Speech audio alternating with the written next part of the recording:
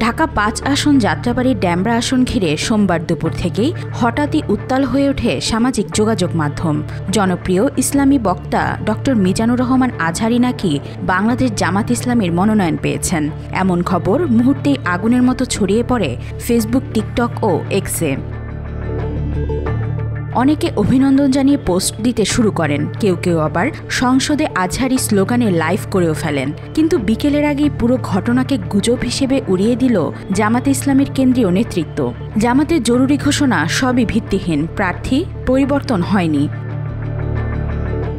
বুধবার বিকেলে ঢাকা মহানগর দক্ষিণ জামাত তাদের অফিসিয়াল ফেসবুক পেজে বিভ্রান্তি নিরসন শিরোনামে একটি স্পষ্ট বার্তা প্রকাশ করে। সেখানে বলা হয়, ঢাকা মহানগর দক্ষিণের কোনো সংসদীয় আসনের প্রার্থী পরিবর্তন হয়নি। ঘোষণায় আরও জানানো হয়, ঢাকা ৫ আসনে পূর্ব ঘোষিত প্রার্থী মোহাম্মদ কামাল হোসেনই বহাল আছেন। পাশাপাশি ঢাকা ৪, ৬, ৭, ৮, ৯ ও ১০ নম্বর আসনের মনোনীত প্রার্থীদের নামও পুনরায় উল্লেখ করে বিভ্রান্তি দূর করার চেষ্টা করা হয়।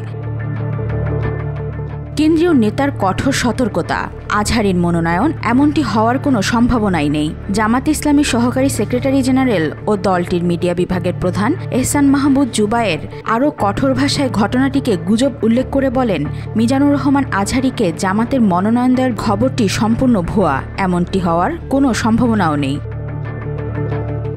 আজহারী নিজেও নীরব। অনুসারীরা হতবাক। গুজব ছড়িয়ে পড়ার পর তার অনুসারীদের মধ্যে দেখা যায় মিশ্র প্রতিক্রিয়া। কেউ উচ্ছ্বাস প্রকাশ করছেন, আবার কেউ সন্দেহও প্রকাশ করছেন। তবে পুরো ঘটনার সময় ডক্টর মিজানুর রহমান আজহারী নিজে এই বিষয়ে কোনো মন্তব্য করেননি।